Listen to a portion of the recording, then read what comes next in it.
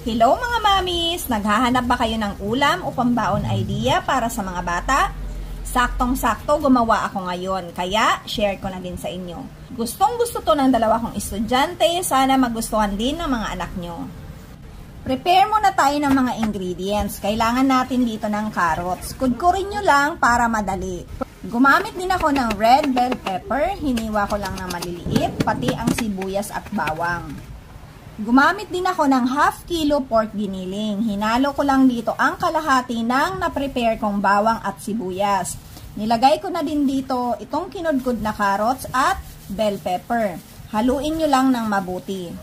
Gumamit din ako dito ng Good Life breadcrumbs. Ito, tansya-tansya lang at paunti-unti lang ang lagay. Naglagay na din ako dito ng isang pirasong itlog. Hinalo ko lang ulit. Magdagdag ng breadcrumbs kung medyo basa pa ang mixture. Lagyan na din ng pampalasa, paminta at asin lang ang gamit ko. Mas gusto ko talaga ang sariling gawa dahil nakokontrol ko ang paggamit ng pampalasa. Adjust accordingly mga mamis. At kapag okay na, ilagay sa freezer ng around 15 minutes. So habang naghihintay ng time, prepare na natin ang pang-coatings. Gagamit lang tayo ng itlog. Sasakto na dito ang 2 piraso. Gagamitin ulit natin ang natitirang Good Life breadcrumbs para crispy ang ating meatballs. Ito pala ang kanilang new packaging. Kakailanganin din natin ang kaunting flour. Para sa paggawa ng meatballs, gamit kayo ng 1 tablespoon para pantay-pantay sila. At kapag prinito, luto hanggang loob. Maglagay ng cheese as palaman. Pero kung wala, kahit eto lang okay na siya. Ako naglalagay ako ng cheese kasi nga cheese lover ang mga anak ko.